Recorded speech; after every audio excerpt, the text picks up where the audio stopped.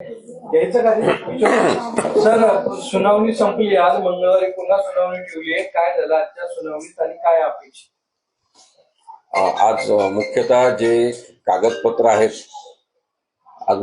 कागदपत्र आहेत शिवसेना पक्षाच्या घटनेबद्दल आणि जी शिवसेना पक्षाची राजकीय पक्ष म्हणून जी घटना आहे त्याच्यानुसार जी कार्यवाही झाली आतापर्यंत त्याबद्दल विशेष सगळ्याच इलेक्शन पिटिशन्स मध्ये तसं याच्यामध्ये सुद्धा या 1972च्या केसचा निकाल देण्यात येत आहे आणि त्याच्यात संदर्भ तो देण्यात आला की सादिक अलीच्या केसमध्ये टेस्ट ऑफ मेजॉरिटी डिसाईड करताना न्यूमरिकल स्ट्रेंथ जी आहे ती बहुमत संख्या केवळ विधिमंडळ पक्षाच्या आमदार संख्येवरून ठरवण्यात येऊ नये आणि राजकीय पक्ष संघटनेमध्ये काय सपोर्ट आहे तो सुद्धा पाहायला पाहिजे.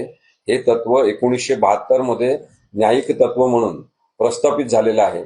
असं असतानाही वारंवार न्यायालयांना 1972 मध्ये जे ज्युडिशियल विजडम एस्टॅब्लिश झालेला ते वारंवार का सांगावं लागतं असा प्रश्न कुणालाही पडू शकतो.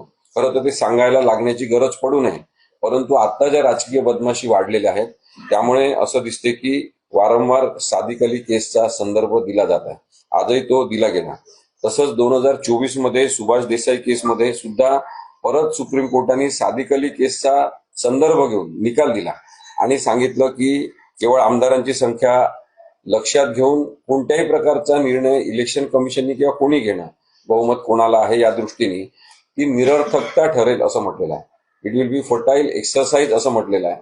ते पण परत परत सांगावं लागते कारण की परत एकदा आपण हे पाहू शकतो की राजकीय बदमाशी करणाऱ्याचं प्रमाण वाढलेलं आहे. निवडणूक आयोगाने हे दोन निर्णय म्हणजे सादिक अली केसमध्ये झालेला निर्णय आणि सुभाष देसाई केसमध्ये झालेला न्यायिक तत्वाचा जो निर्णय आहे तो लक्षात न घेता एकतर्फी निर्णय एकनाथ शिंदेच्या बाजूने दिला. हा निवडणूक आयोगाचा अयोग्यपणा आहे. खरं तर निवडणूक आयोगच इनव्हॅलिड होत चाललेला आहे अशा सुद्धा संदर्भात मांडणी करण्यात यायला लागलेली आहे.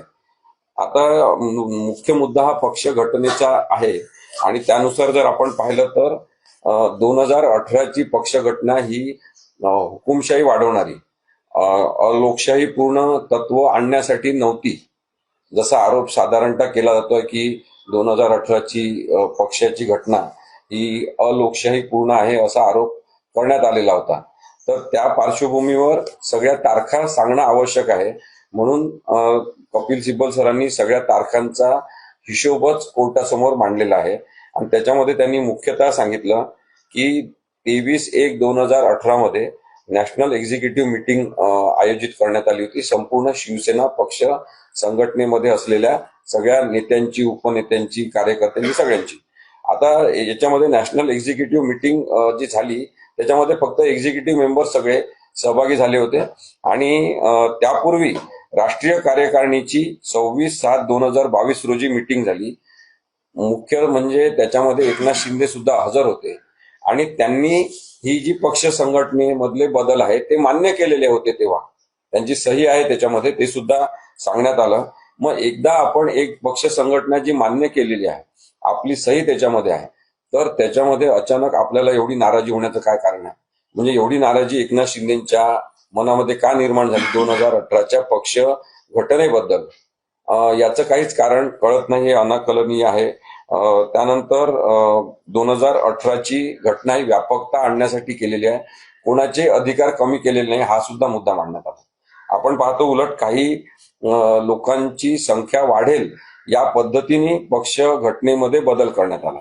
जे नेते, उपनेते, कार्यकारी मंडळामधले लोक या कोणाचेही अधिकार काही कमी केलेले नाही हा सुद्धा मुद्दा सांगण्यात आला. म्हणजे अधिकार साधारणतः कमी केले तर कोणाला तरी वाटू शकते की अलोकशाही पूर्ण आहे, हुकुमशाही पूर्ण आहे, पण अधिकार कोणाचेच कमी न करता संख्या सुद्धा कार्यकारिणीमधली आणि बाकी नेत्यांची, उपनेत्यांची कमी न करता ती वाढवण्यात आलेली आहे हा मुद्दा सुद्धा सांगण्यात आला.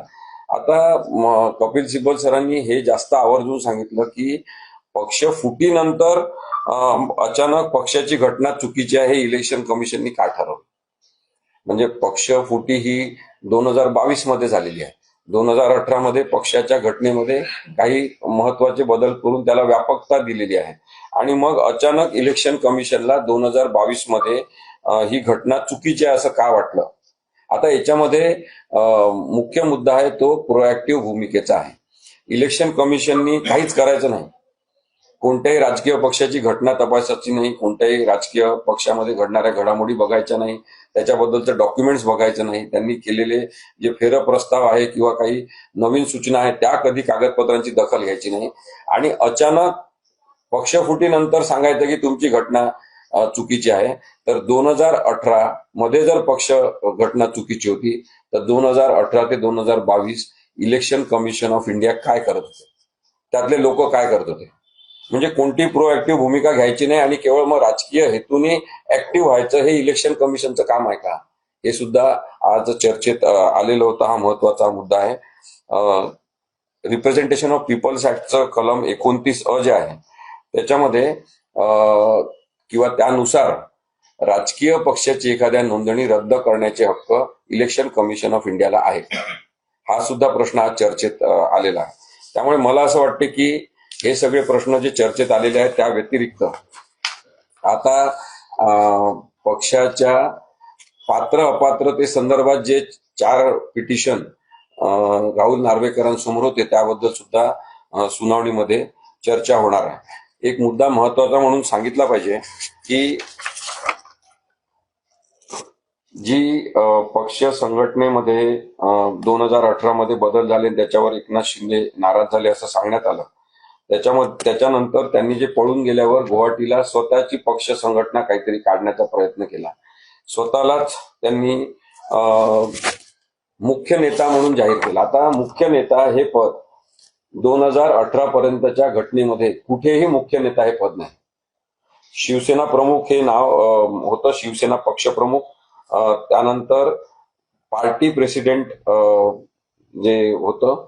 आता याच्यामध्ये पार्टी प्रेसिडेंट म्हणजे शिवसेना पक्ष प्रमुख. त्यांनी म्हटलं होतं त्याच्यामध्ये द पोस्ट ऑफ शिवसेना पक्ष प्रमुख as the party president is cancelled with immediate effect. All the powers and duties of party president will now be held and executed by chairman of the राष्ट्रीय कार्यकारिणी ऑल्सो नोन ॲज मुख्य नेता. म्हणजे मुख्य नेता कोण? हे Eknath Shinde. The title of Shivsena, आता हे खूप महत्वाचं आहे की द टायटल ऑफ शिवसेना पक्ष प्रमुख will remain with Shri Uddhav Thackeray till he desires but will be an honorary post. Shivsena पक्ष प्रमुख हे जे टायटल आहे ते उद्धव ठाकरे यांच्याकडेच राहील, पण ते मार्गदर्शक राहतील. हा बदल जो एकनाथ शिंदेंनी गुवाहाटीमध्ये केला आणि स्वतःला जे पद आतापर्यंत कधी पक्ष घटनेत नव्हतं ते मुख्य नेता म्हणून नेमून घेतलं, त्याला हुकुमशाही म्हणतात.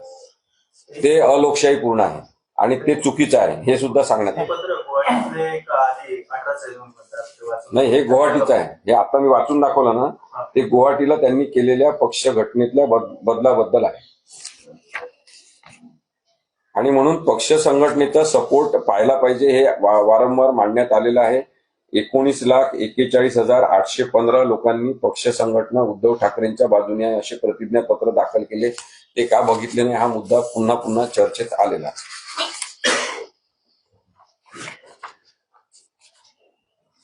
त्यानंतर आता पुढे जे सुनावणी होणार आहे त्याच्यामध्ये नरहरी झिरवळ हे जे आपण उपाध्यक्ष होते विधानसभेचे, तर अध्यक्ष नसताना उपाध्यक्ष म्हणून त्यांच्याकडे सगळ्या जबाबदाऱ्या संविधानानुसार आणि 10th शेड्यूलनुसार आहेत. त्यामुळे नरहरी झिरवळ यांनी उपाध्यक्ष म्हणून जो निर्णय घेतलेला होता तो निर्णय होता महत्वाचा की त्यांनी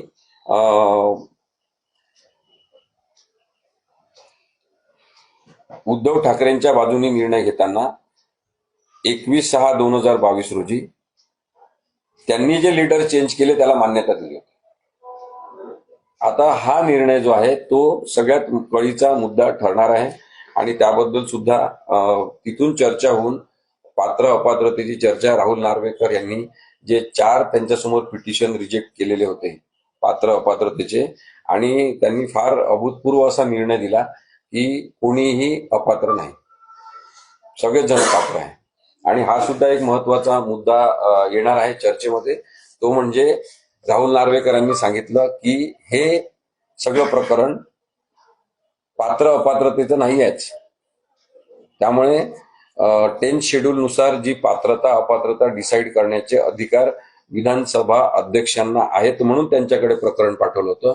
तर राहुल नार्वेकर म्हणतात की हे पात्र अपात्रतेचं म्हणजे डिस्क्वालिफिकेशन बद्दलचं प्रकरणच नाही, तर हे पक्षांतर्गत वादाचं प्रकरण आहे असं त्यांनी त्यांच्या निर्णयामध्ये लिहिलेलं आहे. आणि हा मुद्दा येणार आहे की जर हे पक्षांतर्गत वादाचा मुद्दा हा होता तर राहुल नार्वेकरांनी एवढा मोठा निर्णय का दिला? त्यांना अधिकारच नाही आहे मग त्यांनी पात्र अपात्रता का ठरवली आणि त्यांनी दिलेल्या चुकीच्या निर्णयाच्या आधारे पुढे सगळी बेकायदेशीरता सुरू राहिली का, हा सुद्धा मुद्दा आता चर्चेत पुढच्या तारखेला येईल. निवडणूक आयोगाचं याच्यामध्ये महत्वाचं काम आहे की कपिल सिब्बल यांनी उपस्थित केलं की निवडणूक आयोग कागदपत्र तपासत नाही का. 2018 उद्धव ठाकरेंनी जर केंद्रीय निवडणूक आयोगाला कागदपत्र दिली असतील तर त्यावेळेस त्याच्यावरती ऑब्जेक्शन घेणं गरजेचं होतं.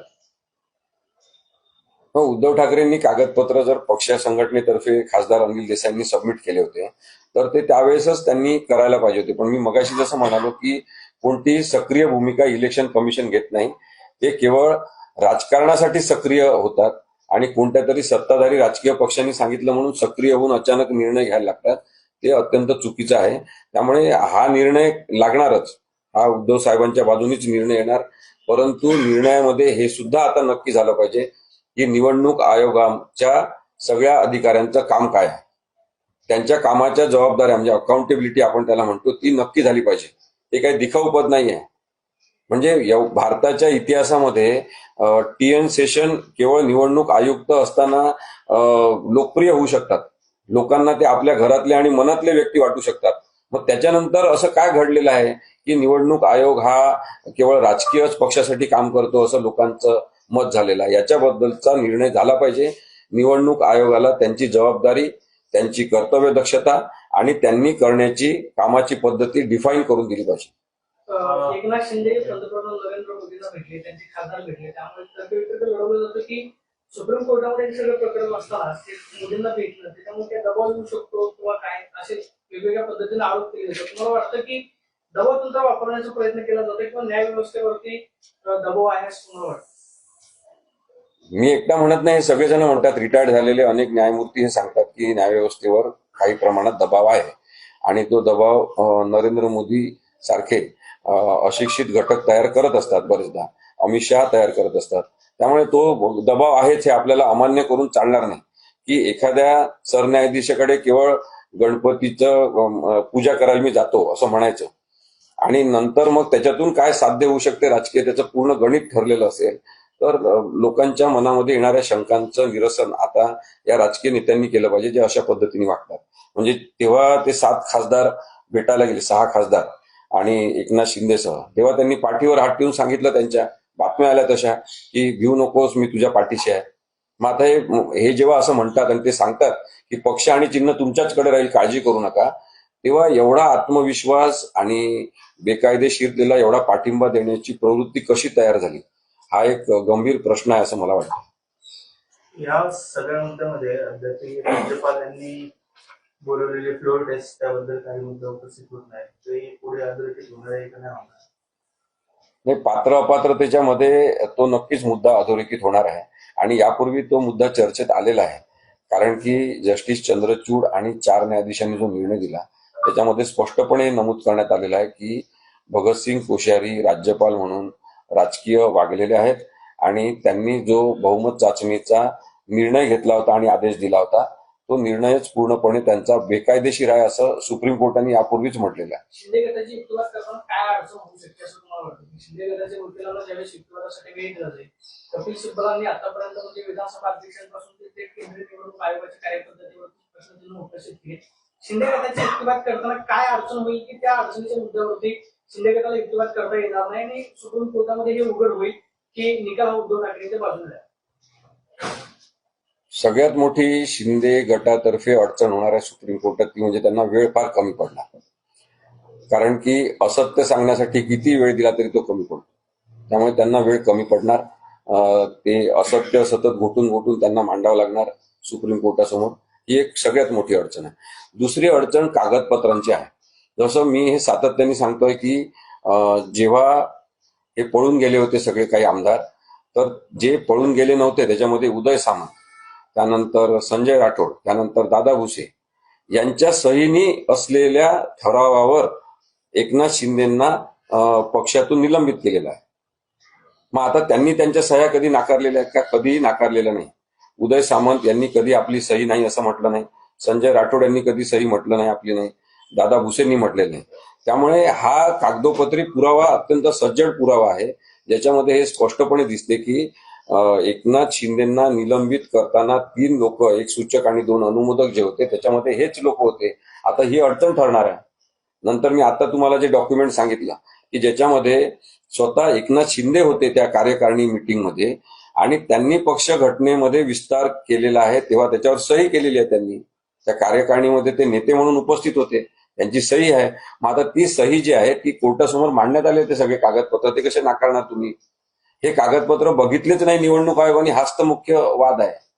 आणि तो वाद जो आहे तो खोटा आहे आणि ते उद्धव ठाकरे यांचं म्हणणं किंवा त्यांच्यातर्फे सगळ्या टीमचं म्हणणं खोटं आहे हे सांगणं ही खूप मोठी दुसरी अडचण ठरणार आहे.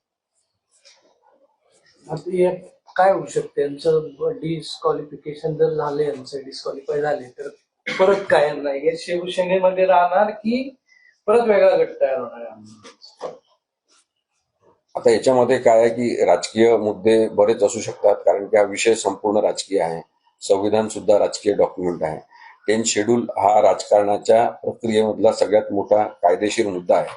त्यामुळे राजकीय संदर्भ याच्यातले महत्वाचे आहेत. परंतु कपिल सिब्बल सरांनी जो मुद्दा मांडलेला आहे तो अत्यंत महत्वाचा आहे की इलेक्शन कमिशन, त्यानंतर राज्यपाल, त्यानंतर विधानसभा अध्यक्ष हे सगळे घटनात्मक ज्या पोझिशन्स आहेत त्याच्यानुसार त्या घटनात्मक पदांवर बसलेल्या लोकांच्या सांगण्यानुसार काम करणाऱ्या ज्या लोकशाही यंत्रणा आहे त्यांचीच इंटिग्रिटी धोक्यात आलेली आहे आणि त्यांची प्रामाणिकता धोक्यात येणं हा खूपच मोठा विषय होणार आहे असं मला वाटतं. महाराष्ट्रातील ताज्या बातम्यांसाठी बघत रहा टाइम्स टुडे 18 न्यूज. सोबतच शेअर करा, सबस्क्राईब करा आणि बेल आयकॉन प्रेस करा.